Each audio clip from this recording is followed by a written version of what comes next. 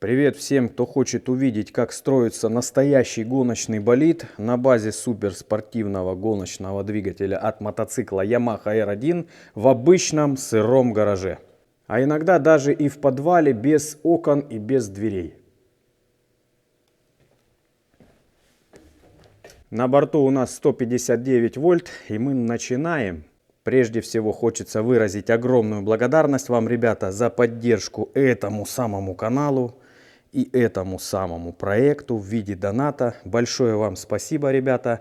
Реквизиты, как всегда, в описании к этому видео. Кто хочет помочь каналу и проекту, буду очень благодарен.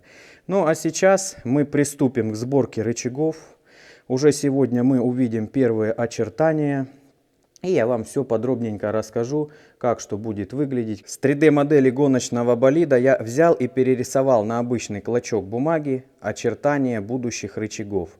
То есть мне нужно было знать все размеры. Вот они на листочке, ребята. Верхний рычаг, нижний рычаг, передний рычаг, задний рычаг, ну и так далее.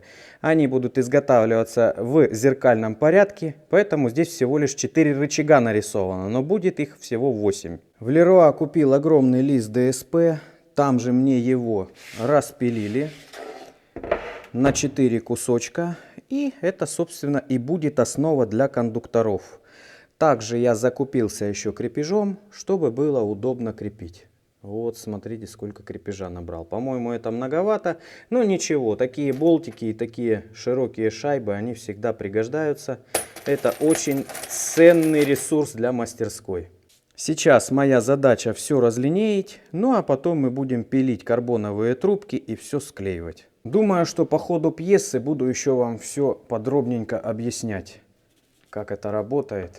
И все ж таки, как будет осуществляться регулировка углов на этом гоночном болиде. Потому что многие почему-то недоумевают. Я не могу понять, почему. Почему? Для начала на кондуктор с обратной стороны наклею резинки, чтобы они не царапали вот этот вот мой роскошный стол. Да тут есть даже салфетка спиртовая для протирки. А я уже хотел за обезжиркой идти.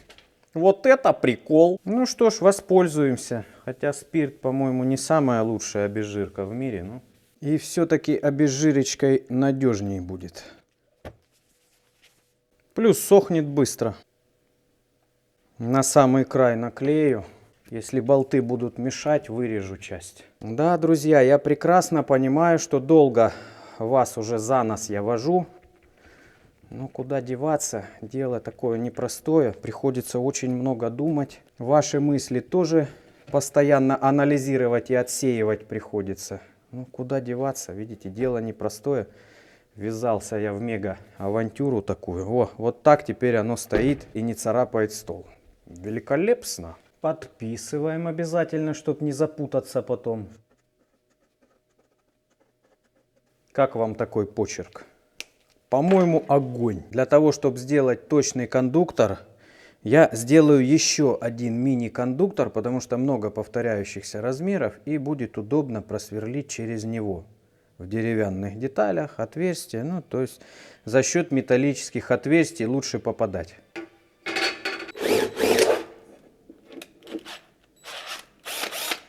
Во, что получается. Вот так теперь можно зафиксировать скотчем и просверлить. Хочу делать максимально точно изначально, чтобы потом меньше было неожиданностей.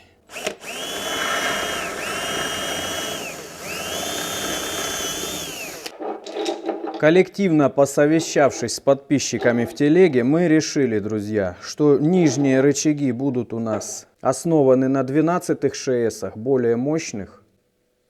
А верхние для облегчения, во-первых, центра тяжести, а во-вторых, они не испытывают таких мега диких нагрузок, будут 10-е. Поэтому, соответственно, в кондукторах нужно просверлить соответственные отверстия. Я сначала все на 10 сверлил, а теперь там, где надо, на нижних рычагах, я уширю до 12 мм. То есть буду рассверливать.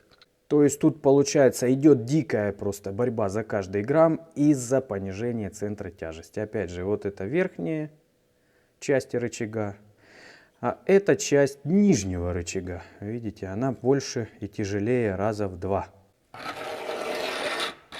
Жестко нацарапываю, чтобы линия никоим образом не могла пропасть никуда, стереться там и так далее. Когда все отверстия просверлены, вставляем болтики через шайбы. Шайбы нужны, чтобы они стояли более вертикально. Нижние нас интересует больше всего. Сверху можно-то и не ставить.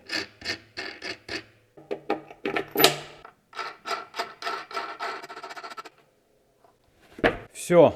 Кондуктор готов. Видите, как все просто. Здесь я сделал площадку повыше, подложив шайбу для того, друзья, чтобы компенсировать разность ширины ШСов. Видите, этот более тоненький, а этот более полненький. И получается, на разных высотах они тогда бы стояли, а так будет одинаково. Все вровень. Теперь мы можем спокойненько установить наши детали. Таким вот образом. И у нас уже есть размеры карбоновых трубок. То есть вот эти части мы должны соединить карбоновыми трубками и предварительно склеить. Теперь несколько слов, как будет осуществляться регулировка всевозможных углов в болиде. Вот смотрите, здесь есть резьбы. Видите? Я немножко выдвинул ШСы, чтобы дать им свободу, чтобы можно было их задвигать, выдвигать. Да, при такой геометрии, при такой конструкции, то есть они не стоят у меня вот так, как многие делают, тогда вообще легко можно изменять, один буквально откручивать, выкручивать, и здесь ось будет гулять туда-сюда. В данном же случае нужно будет, например, один закручивать, другой выкручивать. Но это, в общем-то, не главная регулировка. Этим мы можем изменять кастер, например, на передней оси, смещая туда либо обратно. Также кастер можно еще изменять изготовлением заново планки, которая сменная и которая на переднем кулаке установлена. То есть все это можно изменять, все продумано заранее, друзья. Угол развала мы будем изменять задвиганием и выдвиганием вот этого ШСа. То есть туда, либо обратно. В основном, конечно, нужно будет задвигать. Я уже сделал где-то 1,5 градуса отрицательного развала, но, скорее всего, его нужно будет увеличивать. Навряд ли он в сторону уменьшения пойдет. Обычно углы очень большие у гоночных болидов. Поэтому мы можем, во-первых, задвигать ШС практически до упора. Во-вторых, мы можем обрезать немножко вот здесь и задвигать его еще дальше, если нам уж так уж сильно это понадобится.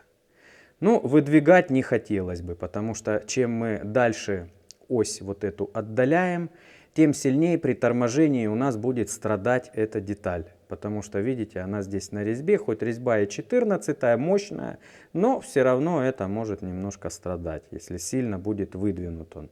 Поэтому перед вклеиванием хочется очень хорошо здесь все продумать, все откалибровать, потому что некоторые рычаги не должны будут регулироваться. Например, задний, верхний, либо задний, нижний. Ну, верхний может регулироваться, опять же угол развала колес можно будет менять. А вот нижний, вот в этой части, где крепится к кузову, в принципе, можно никак не регулировать. Кастера там никакого нет, ничего такого там нет.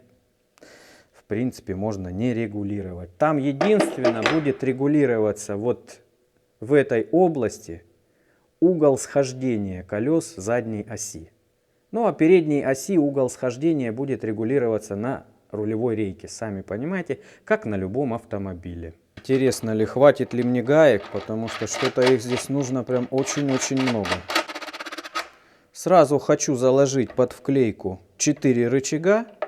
Ну а на следующий день, например, еще сделать 4 рычага.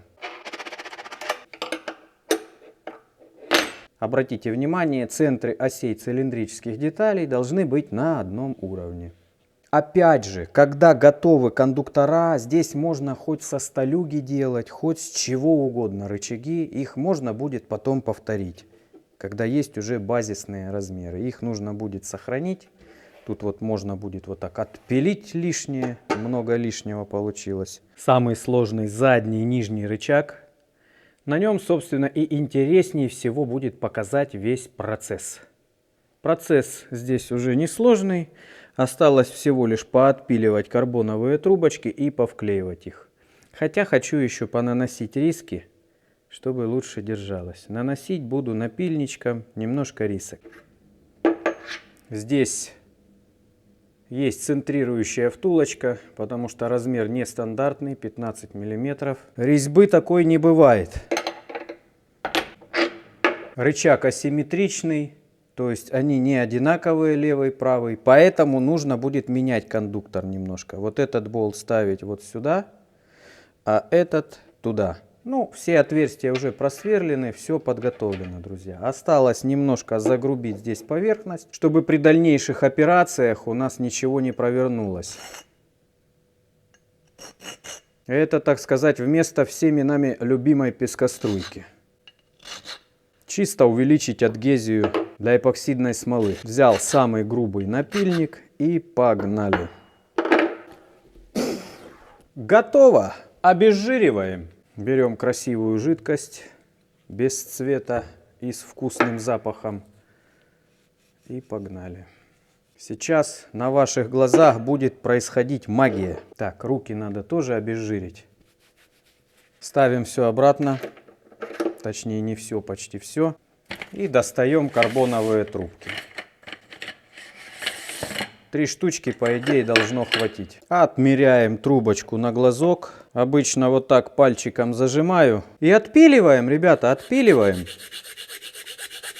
Прям вручную. Представляете, какая она мягенькая.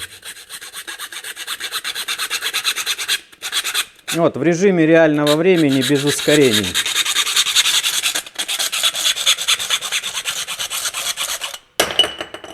Все готово. Ставим на свое место. Для начала примерка идет. Надо же.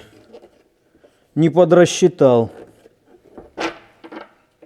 Вынимаем и обтачиваем. Можно еще дополнительно снять внутрифаску. Теперь точно сядет так, как надо. О, даже с избытком. Одна есть. Делаем вторую. Точно так же, строго на глаз все.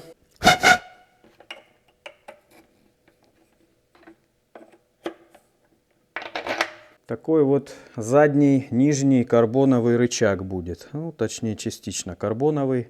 Обратите внимание, что оси все здесь сходятся, то есть дополнительного какого-то изгибающего момента быть не должно. Ну, видно, что чуть-чуть не сходится. Это из-за того, что я ШС чуть-чуть подвыдвинул вот здесь. Если бы я его задвинул сильнее, то все бы сходилось. Но я решил подвыдвинуть, чтобы была возможность регулировок неких. Ну, а так все уже готово к склеиванию.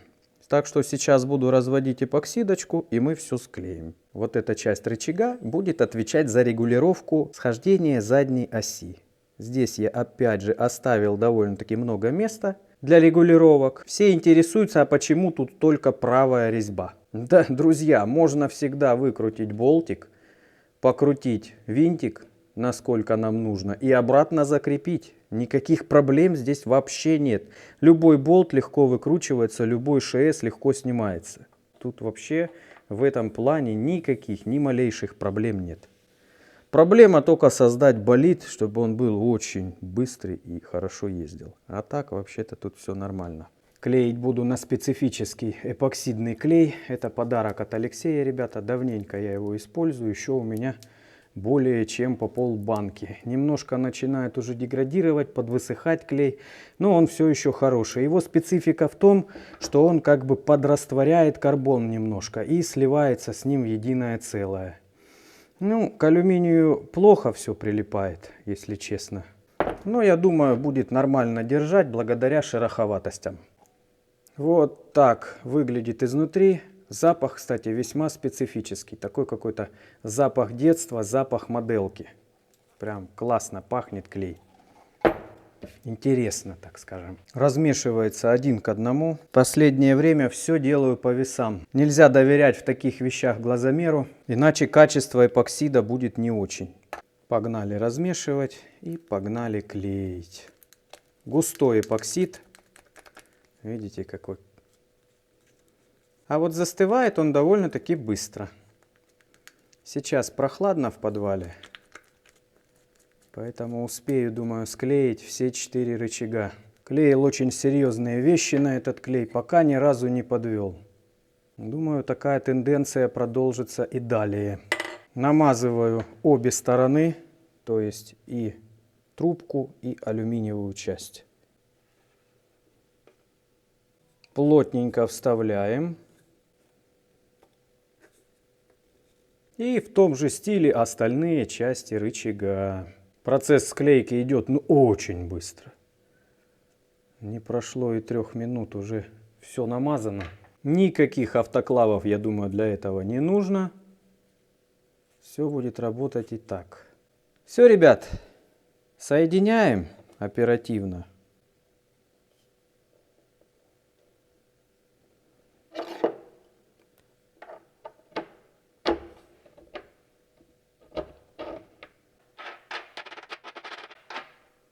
Ну, теперь остается ждать только полной полимеризации. Пока не засохнет, мы ничего не поймем, что здесь получилось. Выровнял все в один уровень, чтобы ничего нигде не провисало. Здесь пришлось даже щуп подложить под болтик, потому что неровно это ухо стояло. Ну, теперь все точно, все прецизиозно. Последующие я, естественно, конвейеризировал. Видите, сразу все намазал. И сразу сейчас буду вставлять. Вот именно так, друзья, несколько месяцев работы начинают приносить кое-какие плоды не кислые. 4 штуки сделал, а остальные 4 штуки доделаю в следующий раз, когда высохнут эти. Потому что кондуктора, как я уже говорил, всего лишь 4 штуки. Осталась небольшая кучка запчастей и карбоновых трубочек, из которых впоследствии получится еще 4 рычага. Фух, утомился я очень, ребята. Но у меня на этом все. Кому было интересно, подписывайтесь на канал, подписывайтесь также на телеграм-канал. Всем пока, до новых встреч!